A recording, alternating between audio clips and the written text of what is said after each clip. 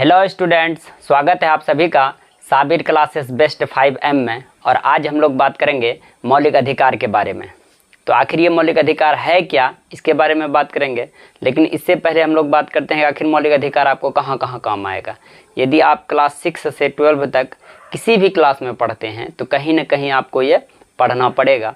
और यदि कोई आप कंपटीशन का तैयारी करते हैं, चाहे यूपीएससी हो, बीपीएससी हो या एसएससी हो, कहीं ना कहीं आपको ये सिलेबस में है और ये आपको पूछ सकता है। तो हम लोग देख रहे हैं मौलिक अधिकार के बारे में। तो कह रहा है मौलिक अधिकार भारत के संविधान द्वारा नागरिकों को दिए गए ऐसे अधिकार है जो उनकी स्वतंत्रता, समानता, गरिमा और न्याय की रक्षा करते हैं। यानी मौलिक अधिकार हमें क्या करता है, स्वतंत्रता देती है, उसके बाद समानता देती है, उसके बाद गरिमा और न्याय की रक्षा करती है। यदि मान लीजिए आपको कोई भी आपके अधिकारों को छीनता है तो ये मौलिक अधिकार उसकी क्या करती है, रक्षा करती है। उसके बाद ये अधिकार का मतलब हुआ कि मौलिक अधिकार के बारे में हम लोग बात कर रहे हैं। ये अधिकार भारतीय संविधान के भाग 3 में बताया गया है। तो आखिर ये मौलिक अधिकार जो है भारत के संविधान के किस भाग में है, हम लोग पढ़ चुके हैं, हम लोग जानते हैं इस बात को कि भारत का जो संविधान है उसमें 22 भाग, 395 अनुच्छेद और 8 अनुसूचियाँ थी मूल संविधान में। तो उन्हीं में से जो तीसरा भाग है, उस तीसरा भाग में मौलिक अधिकार दिया गया है। तो भाग 3 में बताया गया है। उसके बाद हम लोग बात करेंगे कि आखिर मौलिक अधिकार है कितना। तो वर्तमान समय में जो मौलिक अधिकार है वो 6 है। वर्तमान समय मौलिक अधिकारों की संख्या कितनी है, 6 है। लेकिन अगर हम लोग बात करें, जब हमारा देश भारत आज़ाद हुआ, उसके बाद भारत का संविधान लागू हुआ 26 जनवरी 1950 को, जब भारत का संविधान लागू हुआ तो उस समय 7 मौलिक अधिकार था। संपत्ति का अधिकार भी एक मौलिक अधिकार था, लेकिन उसको बाद में हटा दिया गया। तो भारत के मौलिक अधिकार के बारे में बात करेंगे। तो मौलिक अधिकारों की संख्या हम लोग बात कर चुके हैं। वर्तमान समय में मौलिक अधिकारों की जो संख्या है वो 6 है। कौन कौन है? एक है समता का अधिकार, और समता का जो अधिकार है वो अनुच्छेद 14 से 18 तक है। उसके बाद दूसरा है स्वतंत्रता का अधिकार, और ये अनुच्छेद 19 से 22 तक। तीसरा मौलिक अधिकार है शोषण के विरुद्ध अधिकार, और ये है अनुच्छेद 23 से 24। चौथा मौलिक अधिकार है धार्मिक स्वतंत्रता का अधिकार, और ये अनुच्छेद 25 से 28। उसके बाद पांचवा मौलिक अधिकार है संस्कृति और शैक्षिक अधिकार, ये अनुच्छेद 29 से 30। और संवैधानिक उपचार का अधिकार, यह है अनुच्छेद 32 में। तो इस बात को याद रखिएगा कि जो मौलिक अधिकार है वर्तमान समय में 6 है, और 6 मौलिक अधिकार जो है दिया गया है संविधान के भाग 3 में, और वो भी अनुच्छेद 12 से 35 तक। तो उसी में हम लोग देख रहे हैं आगे कि अब जो हम लोग ये देख लिए 6 मौलिक अधिकार, तो इसके बाद जो प्रत्येक मौलिक अधिकार में है आखिर है क्या। यदि हम लोग बात करते हैं समता का अधिकार, तो ये जो समता का मौलिक अधिकार है इसमें क्या है, तो हम लोग बात करते हैं एक तरफ से समता का अधिकार। समता का मतलब होता है कि आप समझ सकते हैं बराबरी, समानता, समान की बात होती है। तो जैसे कानून के समक्ष समानता। अब मान लीजिए हम लोग सब भारत के नागरिक हैं।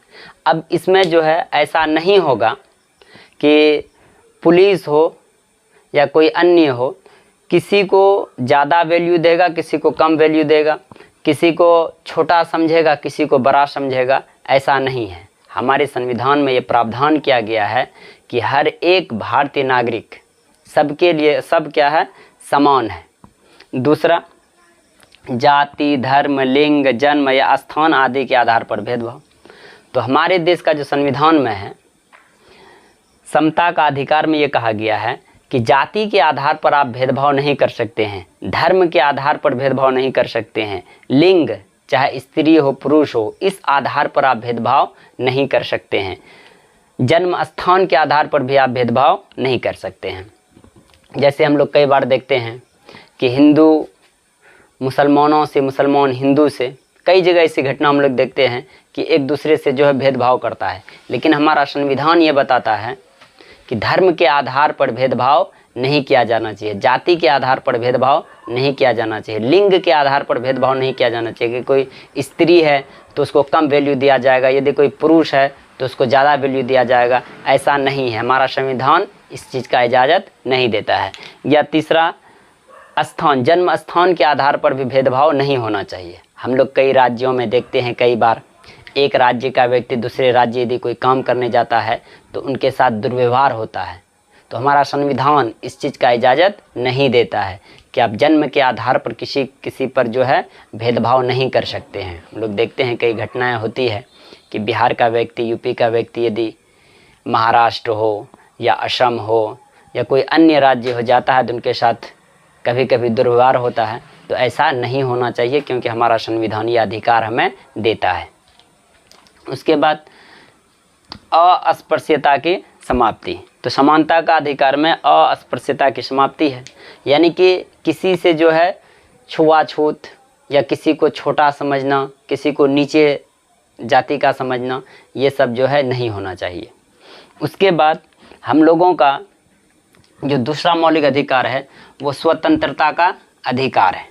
और स्वतंत्रता का अधिकार अनुच्छेद 19 से 22 के बीच है, अनुच्छेद 19 से 22 तक है। और स्वतंत्रता का अधिकार में ये कहा जाता है कि आप स्वतंत्र है कई दृष्टि से, धार्मिक दृष्टि से, ठीक है। जैसे कि हम लोग करें भाषण और अभिव्यक्ति की स्वतंत्रता। मान लीजिए कोई सरकार है, आप उनका जो है सही तरीक़ा से कोई गलत शब्दों का प्रयोग नहीं करके आप जो है उनका जो है विरोध कर सकते हैं, ये हमारी स्वतंत्रता है। आप मान लीजिए भाषण के माध्यम से किसी का जो है विरोध कर सकते हैं, ये हमारा क्या है, अधिकार है। उसके बाद कहीं भी आने जाने और बसने की स्वतंत्रता। आप जो है भारत के किसी भी क्षेत्र में जा कर के आ सकते हैं, जा सकते हैं, बस सकते हैं, ये हमारा संविधान हमें अधिकार देता है। हमारा संविधान ये हमें स्वतंत्रता देती है कि आप दूसरे क्षेत्र में जा कर के, किसी भी क्षेत्र में, बिहार का व्यक्ति उत्तर प्रदेश में, उत्तर प्रदेश का व्यक्ति महाराष्ट्र में, महाराष्ट्र का व्यक्ति दिल्ली में, कहीं भी जा कर के रह सकता है, बस सकता है, काम कर सकता है। ये हमारा संविधान हमें अधिकार देता है, उसमें हमें कोई भी नहीं रोक सकता है। उसके बाद संगठन बनाने, व्यवसाय करने की स्वतंत्रता। तो हम जो संगठन भी बना सकते हैं या हम लोग कोई व्यवसाय कर सकते हैं, ये हमें अधिकार दिया जाता है।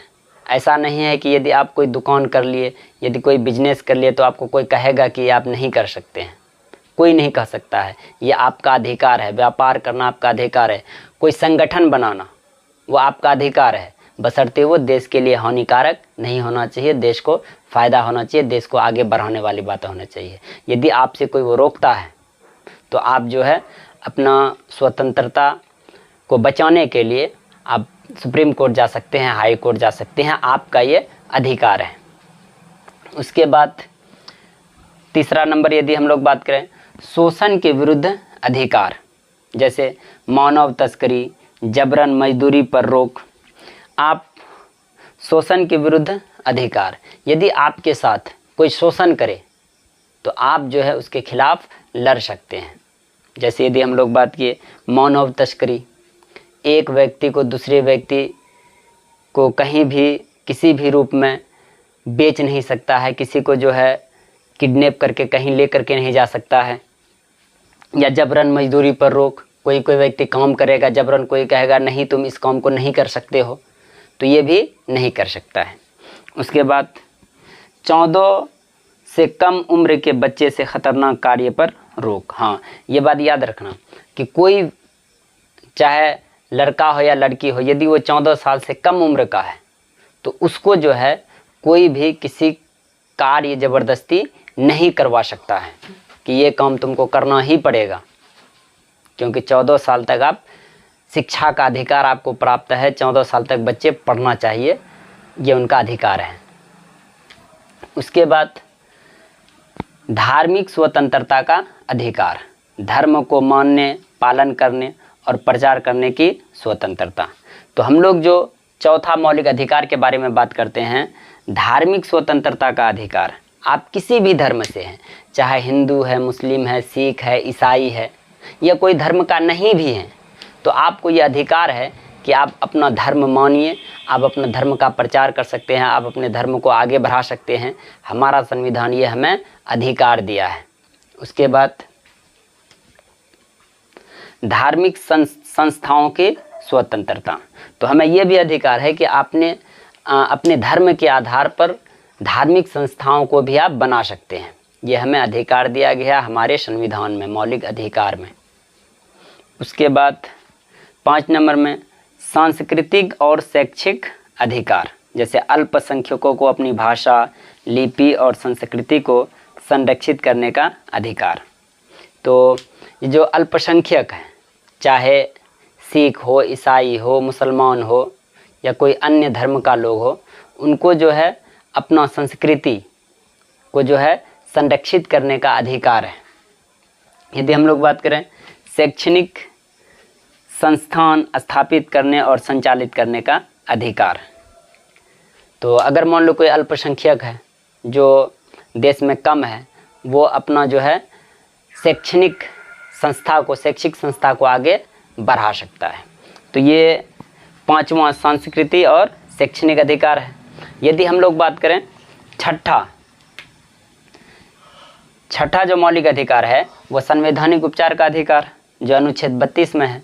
तो संवैधानिक उपचार का अधिकार का अर्थ हुआ कि यदि आपके मौलिक अधिकार का कोई भी हनन कर रहा है तो आप सुप्रीम कोर्ट हो, हाई कोर्ट हो, आप जा सकते हैं अपना मौलिक अधिकार को बचाने के लिए। आगे हम लोग देख रहे हैं कि ये जो 26 जनवरी 1950 को भारत का संविधान जो लागू हुआ था 26 जनवरी 1950 को, तो 7 मौलिक अधिकार था। इससे पहले भी हम लोग बात कर चुके हैं कि 7 मौलिक अधिकार था। संपत्ति का अधिकार भी एक मौलिक अधिकार था, लेकिन 1978 में, ये बात याद रखिएगा, 1978 में 44वें संविधान संशोधन द्वारा 1978 में 44वें संविधान संशोधन द्वारा जो संपत्ति का अधिकार था उसको जो है कानूनी रूप दे दिया गया।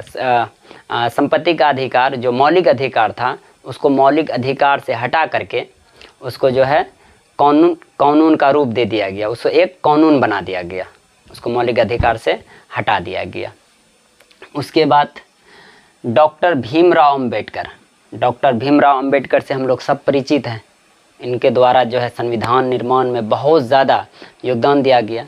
तो डॉक्टर भीमराव अंबेडकर ने इसे संविधान की आत्मा कहा। इस शब्द को याद रखिएगा। आपसे ऑब्जेक्टिव में ये क्वेश्चन पूछा जा सकता है कि मौलिक अधिकार को संविधान का आत्मा किसने कहा? तो मौलिक अधिकार को संविधान का आत्मा डॉक्टर भीमराव अंबेडकर जी के द्वारा कहा गया। तो हम लोग आज यहीं तक पढ़ेंगे और इसको आप जो है बहुत अच्छा से याद कर लीजिएगा। चाहिए तो आप इसको नोट्स भी बना सकते हैं।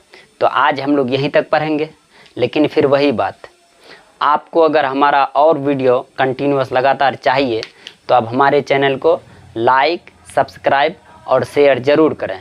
उसके बाद हम offline batch Paramount coaching centre Jokihat में चलाते हैं। यदि आपको लग रहा है कि मैं समझा करके पढ़ाता हूँ तो आप हमारा कोचिंग में ऑफलाइन भी ज्वाइन कर सकते हैं। धन्यवाद।